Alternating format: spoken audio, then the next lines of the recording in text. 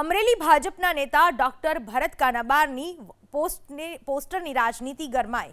Ticket ફાળવણીમાં 60 વર્ષની મર્યાદાના નિયમ પર કાનાબારે સવાલો ઉઠાવ્યા। સિનિયર્સ માટે 60 વર્ષના નિયમને કાનાબારે અન્યાય સમાન અને ગેરબંધારણીય ગણાવ્યો। ભરત કાનાબાર અનુસાર 60 વર્ષથી વધુ વયના કાર્યકરોને સ્થાનિક સ્વરાજની ચૂંટણીમાં ઉમેદવાર નહીં બનાવવાનો ભારતીય જનતા પાર્ટીનો નિર્ણય વ્યાપક ચર્ચા માંગી લે છે। जनतंत्રમાં વરિષ્ઠ નાગરિકોના મત જોઈએ છે, પણ પ્રતિનિધિત્વ આપવું નથી। આવો અન્યાય કેમ ચાલે? વળી એ નિર્ણય વરિષ્ઠ નાગરિકો જાણે શારીરિક અને માનસિક રીતે કોઈ જવાબદારી લેવા સમર્થ ના હોય એવી છાપ ઊભી કરે છે અને તેમના મનોબળ અને આત્મવિશ્વાસ પર કારમો પ્રહાર કરે છે।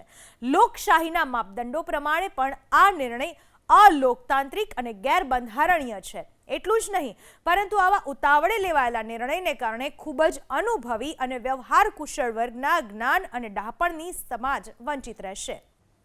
ભરત કાનાબારે જે પોસ્ટ કરી છે તેના કારણે ગરમાવો આવી ચૂક્યો છે। સમાજમાં જે સિનિયર્સના અનુભવી અને વ્યવહાર કુશળ વર્ગના જ્ઞાન અને ડહાપણથી સમાજ વંચિત રહેશે તેવી પોસ્ટ ભરત કાનાબારે કરી છે।